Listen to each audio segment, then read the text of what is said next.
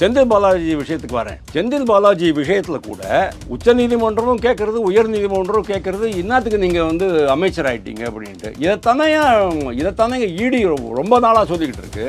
அவர் அமலாக்கத்துறை செந்தில் பாலாஜி சிறைக்குள்ளே இருந்துக்கிட்டே கொங்கு மண்டலத்தில் தேர்தல் நடத்த முடியறது அப்படின்னு சொன்னால், அவனை இங்கே போடு, இவன் இங்கே போடு, அவனுக்கு இவ்வளோ பணம் கூட, இந்த மாதிரி ஸ்ட்ராட்டஜி போட்டுக்கோன்னு சொல்லி அவர் சொல்ல முடியும்னு சொன்னாங்கன்னா, வெளியில் அமைச்சராக இருக்கும்போது எந்த அதிகாரி அவர் மேலே கை வைக்க போவான், எந்த போலீஸ்காரன் அவரை பற்றி புலன் விசாரணை பண்ணுவான்? செந்தில் பாலாஜி பண்ணலன்னாலும் கூட முதல்வர் கூட பண்ண முடியும். அதை முதல்வர் எதுக்கு சார் செந்தில் பாலாஜிக்கு இவ்வளோ ஸ்ட்ராங் சப்போர்ட் கொடுக்குறாரு நீங்கள் சொல்லுங்கள் சார். டிவிஎஸ்சி முதல்வர் கையில் இருக்குது. டிவிஎஸ்சி 3 வழக்குகள் போட்டிருக்கு, அது நடந்துகிட்டு இருக்கு. அதாவது பிள்ளையும் கிள்ளி விட்டு தொட்டையும் ஆட்டிக்கிட்டு இருப்பீங்க, அந்த மாதிரி ஒரு கணக்கு இது. ஸ்டாலின் அவர்கள் வந்து இந்த அளவுக்கு செந்தில் பாலாஜியை காப்பாற்றுறதுக்கு ஸ்டாலின் அவர்களுடைய ஏதாவது ஒரு விஷயம் செந்தில் பாலாஜி எக்கச்சக்கமாக இருக்குது, ஏகப்பட்டது இருக்குது. அதுக்காக தானே தம்பி எங்கே போனார்னு தெரியல எங்க.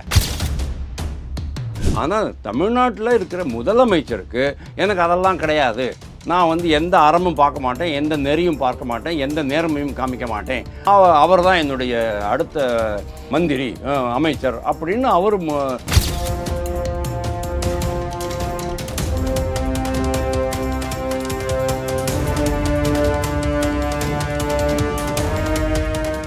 ரியலோ நேயர்களுக்கு வணக்கம். இன்று நம்மளுடைய நேர்காணலுக்கு அரசியல் விமர்சகர் திரு வாசுதேவன் அவர்கள் இணைஞ்சிருக்காங்க. சார் வணக்கம். வணக்கம் தமிழ், எப்படி இருக்கீங்க? ஃபர்ஸ்ட் கிளாஸாக இருக்கேன்ப்பா.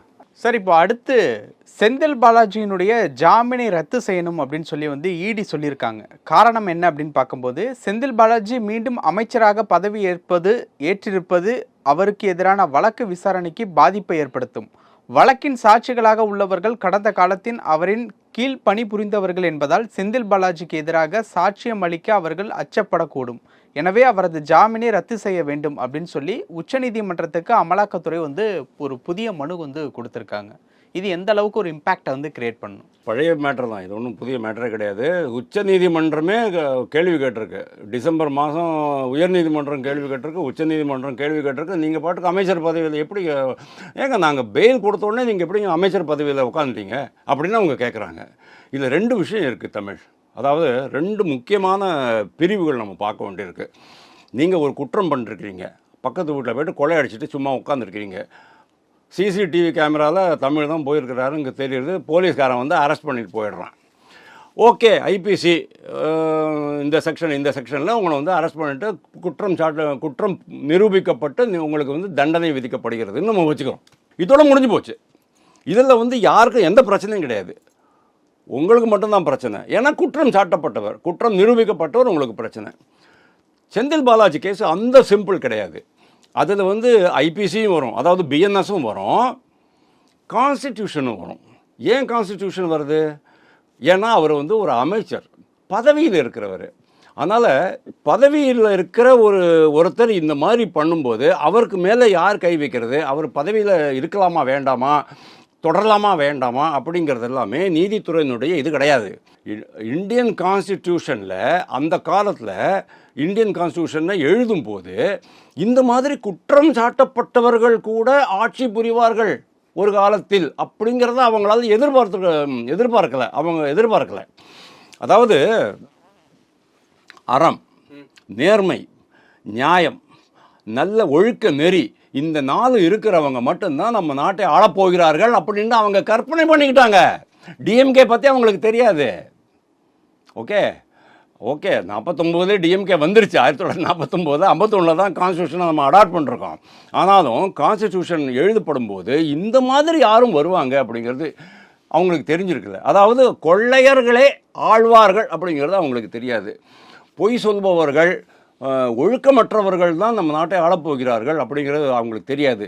அதனால தான் இப்போ இந்த ப்ராப்ளத்துக்கு கான்ஸ்டிடியூஷனில் உங்களுக்கு இதுவே கிடையாது. அதனால்தான் பொன்முடி வழக்கு விஷயத்தில், செந்தில் பாலாஜி வழக்கு விஷயத்தில் கூட வந்து RN ரவி வந்து பதவி பிரமாணம் பண்ண மாட்டேன்னு சொன்னார். 2வது முறை அவர் ரிலீஸ் ஆன உடனே முக ஸ்டாலின் இது மாண்புமிகு முதல்வர் முக ஸ்டாலின் சொல்லலையா, நீங்கள் வந்து சிறைவாசம் அனுபவித்தீர்கள், உங்கள் சிறைவாசம் மிகவும் பெருமை, அதைவிட பெருமை உங்களுடைய உறுதி, மன உறுதி அப்படின்னு சொல்லிட்டு ஒரு பெரிய தியாகி பட்டம் கொடுத்தெல்லாம் இது பண்ணலையா? அப்போது இவர் ரவி வந்து திருப்பியும் பதவி பிரமாணம் பண்ணி வச்சிட்டாரு. பொன்முடி விஷயத்தில் என்னாச்சு சொல்லுங்கள்? பொன்முடி விஷயத்தில் பண்ண மாட்டேன் அப்படின்னு சொன்னோடனே இவங்க திருப்பி சுப்ரீம் கோர்ட்டுக்கு சுப்ரீம் கோர்ட்டில் ஒய்பி சந்திரசூட் என்ன கேட்டார் சொல்லுங்கள்? தலைமை நீதிபதி, what is happening in your state, what is your governor doing அப்படின்னாரு. இப்படிலாம் கேட்கலாமா? அவர் வந்து ஒரு அரசியலமைப்பு பதவி, இவரோடது அரசியலமைப்பு பதவி, கவர்னரோடது. ஆனாலும் சரி, உச்சநீதிமன்றத்துக்கு கூட நம்மளுக்கு எதுக்கு இது வச்சுக்கணும், உரசல் வேண்டாம் அப்படிங்கிறதுனால பெருந்தன்மையோட ஆர்.என். ரவி 2வது முறை பொன்முடியை பதவி பிரமாணம் பண்ணி வச்சார். செந்தில் பாலாஜி விஷயத்துக்கு வரேன். செந்தில் பாலாஜி விஷயத்தில் கூட உச்சநீதிமன்றமும் கேட்குறது, உயர்நீதிமன்றமும் கேட்குறது, இன்னத்துக்கு நீங்கள் வந்து அமைச்சர் ஆகிட்டீங்க அப்படின்ட்டு. இதைத்தானே ஈடி ரொம்ப நாளாக சொல்லிக்கிட்டு இருக்கு. அவர் அமலாக்கத்துறை முதல்ல கொடுத்த அப்ளிகேஷனில் 50 முறை சார் அவங்க வந்து செந்தில் பாலாஜிக்கு ஜாமீன் வாங்கணும்னு சொல்லிட்டு 50 முறை மனு போட்டிருக்கிறாரு, கொடுக்கல. கடைசியில் 1 வருஷம் 10-20 நாளுக்கு அப்புறம் தான் அவங்க கொடுத்தாங்க. அப்போ கூட அவங்க என்ன சொன்னாங்க, 2500 பேர் நீங்கள் வந்து விசாரிக்கணும், 500 பேர் விட்னஸஸ், 2000 பேர் வந்து அக்யூஸ்டு, அது அக்யூஸ்டு அப்படிங்கிற மாதிரி. அதாவது இந்த பணம் கொடுத்தவங்க எல்லாரையுமே அக்யூஸ் பண்ணி விசாரிக்கிறதுக்கு ரொம்ப வருஷம் ஆகும். அப்படிங்கிறதுனால அவ்வளோ நாள் இவரை வந்து நம்ம கைது பண்ணி வச்சுருக்க முடியாது. இதே ரூலை தான் மற்றவங்களுக்கு அப்ளை ஆகுது. இதே ரூல் படி தான் மற்றவங்களுக்கு வந்து இந்த பெனிஃபிட் நாங்கள் கொடுத்துருக்கோம். அப்படிங்கும்போது செந்தில் பாலாஜியை கால வரையறையின்றி கைது செய்து வைத்திருந்தால் அது அந்நியாயம், தனி மனித உரிமை மீறல். அப்படிங்கிறதுனால தான் நாங்கள் விடுவிக்கிறோம் அப்படின்னு விடுவிச்சாங்க. அப்போது அவங்க இடி வந்து இது தானே சொல்லிச்சு, இவரை விடுவிச்சிங்கன்னு சொன்னால் அவர் வந்து ஆதாரங்கள்லாம் அழிச்சிருவார் அப்படின்னு. ஆமாம், ஏன் ஒய் நாட்? பாருங்கள், செந்தில் பாலாஜி சிறைக்குள்ளே இருந்துக்கிட்டே கொங்கு மண்டலத்தில் தேர்தல் நடத்த முடியறது அப்படின்னு சொன்னால், அவனை இங்கே போடு, இவன் இங்கே போடு, அவனுக்கு இவ்வளோ பணம் கூட, இந்த மாதிரி ஸ்ட்ராட்டஜி போட்டுக்கோன்னு சொல்லி அவர் சொல்ல முடியும்னு சொன்னேன்னா, வெளியில் அமைச்சராக இருக்கும்போது எந்த அதிகாரி அவர் மேலே கை வைக்க போவான், எந்த போலீஸ்காரன் அவரை பற்றி புலன் விசாரணை பண்ணுவான், எந்த பொதுமக்கள் குற்றம் சாட்டும் பொதுமக்கள் அவர் மேலே குற்றம் சாட்டுவாங்க? இதுதானே ப்ராப்ளம். அதனால தான் பாருங்க, வெளியில் வந்தாச்சு சொன்னால் பெயில் கண்டிஷன், வெளியில் வந்தாச்சுன்னு சொன்னேன்னா நீங்கள் வந்து நம்ம அரவிந்த் கெஜ்ரிவாலை வந்து ஏன் வந்து உள்ளுக்குள்ள நீங்கள் வந்து சிஎம்ஓக்கு போக முடியாதுன்னு சொன்னாங்க. ஏன் சிஎம்ஓக்கு போயிட்டான்னு சொன்னேன்னா பழைய ஃபைல்ஸ் எல்லாம் எடுத்து, மதர் போர்டெல்லாம் எடுத்து எல்லாத்தையும் வாஷ் பண்ணிவிடுவார், டெட்டால் போட்டு வாஷ் பண்ணி வச்சுருவார், ஆதாரமெல்லாம் அழிஞ்சு போயிடும். இவரும் அதே தான் பண்ணுவார். செந்தில் பாலாஜி பண்ணலன்னாலும் கூட முதல்வர் கூட பண்ண முடியும். அதை முதல்வர் எதுக்கு சார் செந்தில் பாலாஜிக்கு இவ்வளோ ஸ்ட்ராங் சப்போர்ட் கொடுக்குறாரு நீங்கள் சொல்லுங்கள் சார்? டிவிஎஸ்சி முதல்வர் கையில் இருக்குது. டிவிஎஸ்சி 3 வழக்குகள் போட்டிருக்கு, அது நடந்துட்டுருக்கு. அதாவது பிள்ளையும் கிள்ளி விட்டு தொட்டையும் ஆட்டிக்கிட்டு இருப்பீங்க, அந்த மாதிரி ஒரு கணக்கு இது. ஸோ டிவிஎஸ்சி வழக்குகள் நடந்துகிட்ருக்கு, அந்த டிரான்ஸ்போர்ட் வழக்கு நடந்துக்கிட்டு இருக்குது. கூடவே இந்த இடி வழக்கு, அதாவது பண்ணை வீடு வழக்கு, கரூரில் பண்ணை வீடு வழக்கு நடந்துக்கிட்டு இருக்கு. இந்த ரெண்டையுமே அவங்க வந்து இப்போ இணைச்சி பார்க்குறாங்க. அதுதான் மெயின் ப்ராப்ளம். அதாவது இதை வந்து ப்ரெடிகேட்டிவ் அஃபென்ஸ் அப்படிங்கிற, அது இது மூல அஃபென்ஸ், அது அந்த பணத்தை தான் இதில் போட்டிருக்கிறாங்க அப்படிங்கிறது இன்னும் ப்ரூவ் ஆகலை.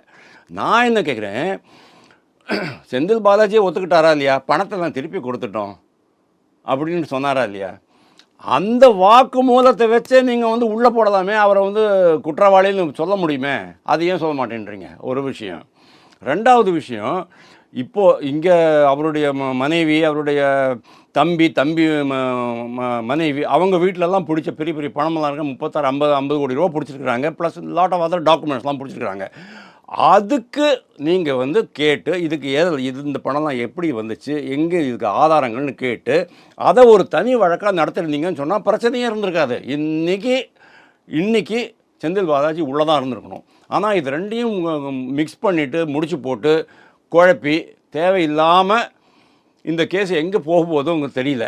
ஆனால் செந்தில் பாலாஜியை காப்பாற்றுறதுக்கு இந்த அரசு எந்த எக்ஸ்டென்ட்டுக்கு வேணாலும் போகுங்கிறதுக்கு ஒரே ஒரு எக்ஸாம்பிள் நான் உங்களுக்கு சொல்கிறேன்.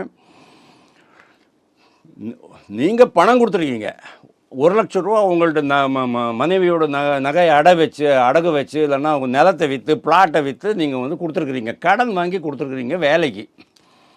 அவர் உங்களை ஏமாற்றிட்டார். உங்கள் மேலே அப்பேரண்ட்லி தப்பு கிடையாது, நீங்கள் நம்பிட்டீங்க, அவ்வளோதான். ஆனால் அரசு என்ன பண்ணுச்சு, காவல்துறை என்ன பண்ணுச்சு சொல்லுங்கள், உங்களையும் அக்யூஸ்டாக போட்டான். அவர் அக்யூஸ்டு 1 A1 அப்படின்னு சொன்னால் நீங்கள் வந்து A101 அப்படின்னு. அதாவது உங்களையும் அக்யூஸ்டாக போட்டதுனால என்ன ஆகிடுது அப்படின்னா, இந்த கேஸை எப்படி நம்ம பார்க்கணும் அதுவும் வேறு மாதிரி போயிடும். அக்யூஸ்டுக்கு மட்டும்தான் டாக்குமெண்ட்ஸ்லாம் கொடுக்க வேண்டியிருக்கும். இப்போ உங்களையும் அக்யூஸ்டு பண்ணியாச்சு சொன்னோன்னா அவங்களோட டாக்குமெண்ட்ஸ் தான் உங்களுக்கு கொடுக்க வேண்டியிருக்கும். ஒரு இவர் சொல்கிறாரு, ஒரு அட்வொகேட் என்ன சொல்கிறாரு, 500 விட்னஸ்ஸு, 2000 குற்றம் சாட்டப்பட்டவர்கள், செந்தில் பாலாஜி 1, அதுக்கப்புறமா நீங்கள் நான் எல்லோரும் வந்துடுவோம்னு நம்ம வச்சுக்குவோம். 2000 பேர். இந்த 2000 பேரையும் விசாரித்து கிராஸ் எக்ஸாமின் பண்ணி, 500 விட்னஸஸை விசாரித்து கிராஸ் எக்ஸாமின் பண்ணி இந்த வழக்கு முடிவதற்கு எவ்வளவு நேரம் ஆகும் தெரியுமா? சொல்லுங்கள், எவ்வளோ வருஷம் ஆகும்? ஒரு 5 வருஷம். 150 வருஷம். 5 வருஷமா? 150 வருஷம் ஆகும்னு சொல்லிட்டு ஒரு அட்வொகேட் பதிவு பண்ணிருக்கார் சார். அது ஒரு மேகசின்லேயும் வந்திருக்கு, நானே அதை காமிக்கிறேன் உங்களுக்கு. அப்போது நீங்கள் பார்த்துக்குங்க, ஏன் சார் இதை வந்து அதாவது உங்களை அக்யூஸ்டாக போட்டதுனால தான். உங்களை அக்யூஸ்டாக அவர் போடலை, நீங்கள் பணம் கொடுத்து ஏமாந்தவர், உங்களை அவருக்கு அக்யூஸ்டாக போடலை அப்படின்னு சொன்னால், அக்யூஸ்டாக குற்றம் சாட்டப்பட்டவர், அக்யூஸ்டாக போடலை அப்படின்னா நீங்கள் சொன்ன மாதிரி 5 வருஷத்தில் கேஸ் முடிஞ்சு போயிடும், அவர் உள்ளே போயிடுவார். அதாவது உங்களுடைய குற்றச்சாட்டு நிரூபிக்கப்படும், அவர் குற்றவாளி ஆவார், அவர் கைது செய்யப்படுவார், சிறையில் அடைக்கப்படுவார், தண்டனை பெறுவார், முடிஞ்சு போயிருக்கும். ஆனால் உங்களையெல்லாம் மொத்தமாக குற்றவாளி, குற்றம் சாட்டப்பட்டவர் அப்படின்னு திருப்பி இந்த கேஸையே டைல்யூட் பண்ணிட்டாங்க. இதுதான் டிஎம்கே. Okay sir. சார், இந்த ஒரு விஷயத்தை பொறுத்த வரைக்கும் ஸ்டாலின் அவர்கள் வந்து இந்த அளவுக்கு செந்தில் பாலாஜியை காப்பாற்றுறதுக்கு ஸ்டாலின் அவர்களுடைய ஏதாவது ஒரு விஷயம் செந்தில் பாலாஜி எக்கச்சக்கமாக இருக்குது, ஏகப்பட்டது இருக்குது. அதுக்காக தானே தம்பி எங்கே போனார்னு தெரியல. இப்போ கூட சொல்கிறாங்க தம்பி ஈசிஆரில் தான் எங்கேயோ இருக்கிறாரு அப்படின்ட்டு. எனக்கு தெரியாது. எனக்கு தெரியும் சொன்னேன்னா போலீஸ் என்கிட்ட வந்து எங்கே இருக்காங்கன்னு கேட்பாங்க. நம்மளுக்கு அதெல்லாம் தெரியாது, நம்மளுக்கு அந்த அளவுக்குலாம் இது கிடையாது, உண்மையிலேயே எனக்கு தெரியாது. ஆனால் சில பேருக்கு தெரியும், அண்ணாமலைக்கும் தெரியும். அப்புறம் சொல்லி அண்ணாமலைக்கு நிறைய விஷயங்கள் தெரியுங்க, சொல்லியிருக்கலாமே. சொல்லுவார். அது டைம் வரும்போது தான் சொல்லுவார். எப்படி வந்து என்ன எலெக்ஷன் டைம், எப்படி வந்து நம்ம தம்பி, ஆமாம், எப்படி தம்பி ஞானசேகரன் அந்த சார் யார் அப்படின்ட்டு, யாரும் எந்த சார் கூட பேசினார், அந்த கோட்டூர் இந்த மாதிரிலாம் கல்யாணத்துக்கு போனாங்க, திருமணத்துக்கு போனாங்க, அதெல்லாம் சொன்னார்ல. அது மாதிரி டைம் வரும்போது அவர் சொல்லுவாராக இருக்கும். நிறைய பேருக்கு அந்த விஷயம் தெரியும். செந்தில் பாலாஜி, இன்ஃபேக்ட் செந்தில் பாலாஜி மேலே குற்றம் சாட்டியதே மு.க. ஸ்டாலின் தான். எதிர்க்கட்சி தலைவராக இருக்கும்போது கரூரில் போய் நின்றுக்கிட்டு இந்த மாதிரி ஒருத்தர் இங்கே இருக்கார், நாங்கள் ஆட்சிக்கு வந்த உடனே முதல்ல இவர் மேலே தான் கை வைக்க போகிறோம்லாம் சொல்லி கடைசியில் அவரே கட்சியில் சேர்த்துக்கிட்டு ஒரு மிகப்பெரிய பதவியை கொடுத்து, மின்சாரத்துறையை கொடுத்து, சாராயத்துறையும் கொடுத்து, 2 துறையிலையும் மேக்சிமம் எந்தெந்த துறையில் மேக்சிமம் ஊழல் பண்ண முடியும் அப்படிங்கிறத தெரிஞ்சுட்டு அந்த துறையை இவருக்கு கொடுத்து அவரை கௌரவித்து அதுலேருந்து பல்வேறு கோடிக்கணக்கில் ஆதாயம் ஈட்டுகிறது இந்த அரசு. அரசுன்னா அரசு கிடையாது, அரசு அதிகாரிகள் கிடையாது. நான் சொல்கிறேன், அந்த அமைச்சர்கள் மற்ற இந்த முதல் குடும்பம் நிறைய சம்பாதிச்சுக்கிட்டு இருக்காங்க. அதை தான் வந்து பழனிவேல் தியாகராஜன் கூட அந்த ஒலி நாடால் சொன்னார். இன்றைக்கி வரைக்கும் அந்த ஒலி நாடா என்னுடையது அல்லன்னுட்டு பழனிவேல் தியாகராஜன் சொல்லலை. அதனால தான் அவரை வந்து டிமோட் பண்ணிவிட்டு வேறு ஒரு துறைக்கு அனுப்பிச்சிட்டு இருந்தாங்க. ஐடி துறையை பார்த்துக்கப்பா, அப்படி அந்த பக்கம் போயிட்டு ஐடி துறையில் உட்காந்துக்கோ அப்படின்னு சொல்லிட்டாங்க. செந்தில் பாலாஜியினுடைய ஜாமீன் வந்து ரத்து செய்யப்படணும் அப்படின்னு சொல்லி வந்து இடி மனு கொடுத்துருக்காங்க. அது நடக்குமா நடக்காது? இன் ஆல் ப்ராபபிலிட்டி நடக்காதுன்னு தான் நான் நினைக்கிறேன். ஏன்னா அதாவதுங்க, இப்போது உச்சநீதிமன்றம் வந்து ஒய்வி சந்திரசூட் வந்து அதில் தலைமை நீதிபதியாக இருக்கும்போது அவங்களுடைய ஆட்டிடியூடு வேறு ஒரு மாதிரி இருந்தது. இப்போது கண்ணா வந்த பிறகு கொஞ்சம் வேறு மாதிரியான ஆட்டிடியூடு இருக்குதுன்னு நம்ம நினைக்கிறோம். ஆனால் இந்த விஷயத்தில் என்ன ஆகுறதுன்னு கேட்டால், செந்தில் பாலாஜியை கால வரையறை என்று எவ்வளோ நாள் தான் நீங்கள் உள்ளே வச்சுக்க முடியும் சொல்லுங்கள். அதாவது இடிக்கு வந்து ரொம்ப கிளியராக ஒரு பிளான் ஆஃப் ஆக்ஷன் வேணும். அதாவது ஒரு டைம் ஃப்ரேம், இந்த கால வரையறைக்குள்ளே நாங்கள் வந்து எல்லாத்தையுமே கைப்பற்றி வச்சுக்குவோம், இதுக்கப்புறமா அவங்களால அந்த தடயங்களை அழிக்க முடியாதுங்கிற உறுதி இருந்தது சொன்னால் அதை அவங்க வந்து உச்சநீதிமன்றத்துக்கு சமர்ப்பித்தார்கள் அப்படின்னா அந்த நாள் வரைக்கும் செந்தில் பாலாஜியை கைது செய்ய முடியும். ஆனால் ஒன்று, செந்தில் பாலாஜியை ப்ராபபிளி பதவியில் இருந்து இறக்குவதற்கான எல்லா ஆப்பர்ச்சுனிட்டிஸும் இருக்குது, வாய்ப்புகள் ரொம்பவே இருக்குது. ப்ராபபிளி ஆனால் உச்சநீதிமன்றம் தலையிடாது. ஏன்னா யார் பதவியில் இருக்கணும் இருக்கக்கூடாது அப்படிங்கிறது வந்து முதல்வருடைய இதுதான். ஆளுநருக்கு கூட அதில் ரைட்டு கிடையாது. ஆனால் ஆளுநர் என்ன எதிர்பார்க்குறாரு, ஓரளவுக்கு ஒரு தார்மீக பொறுப்பை எடுத்துக்கோங்க, அறம் நேர்மையை கொஞ்சம் காமிங்க, அற வழியை காமிங்க. அதாவது நீங்கள் பொதுவெளியில் இருக்கீங்க அப்படின்னு சொன்னால் கொஞ்சமாவது ஒரு நேர்மையை நீங்கள் காமிக்கணும், உங்களுடைய தார்மீக பொறுப்புகளை நீங்கள் உணர்ந்து நடந்துக்கணும்ட்டு அவர் எதிர்பார்க்குறாரு. உச்ச நீதிமன்றமும் எதை தான் எதிர்பார்க்குறது. ஆனால் தமிழ்நாட்டில் இருக்கிற முதலமைச்சருக்கு எனக்கு அதெல்லாம் கிடையாது, நான் வந்து எந்த அறமும் பார்க்க மாட்டேன், எந்த நெறியும் பார்க்க மாட்டேன், எந்த நேர்மையும் காமிக்க மாட்டேன், அவர் தான் என்னுடைய அடுத்த மந்திரி அமைச்சர் அப்படின்னு அவர் அதே பாயிண்டில் இருக்கார் அப்படின்னு சொன்னோன்னா நம்ம ஒன்றுமே பண்ண முடியாது. ஏன்னா உச்சநீதிமன்றம் இதுக்கு எதிராக கருத்து சொல்ல முடியாது, ஆளுநர் கருத்து சொல்ல முடியாது. அப்படி இருக்கும்போது ப்ராபபிளி இந்த மாதிரி எக்ஸ்டர்னல் ப்ரெஷர் அதிகமாகும்போது மாண்புமிகு முதல்வர் அவரே ஒரு டெசிஷன் எடுத்து செந்தில் பாலாஜி கொஞ்ச நாள் நீ கொஞ்சம் விலகி இருப்பா அப்படின்னு சொல்கிறதுக்கான வாய்ப்பு ரொம்பவே இருக்குது. முதல்வராக நினைத்தால்தான் இது முடியுமே தவிர உச்சநீதிமன்றம் செய்யாது. ஆனால் உச்சநீதிமன்றம் அவங்க கொடுத்த ஜாமீனை அவங்க கேன்சல் பண்ண மாட்டாங்க. இப்போ நான் உங்களுக்கு சொல்கிறேன், ஜாமீன் கேன்சல் ஆகாது. ஓகே சார், நிறைய விஷயங்கள் பகிர்ந்துக்கிட்டீங்க. நேரத்துக்கு ரொம்ப நன்றி. தேங்க்யூ.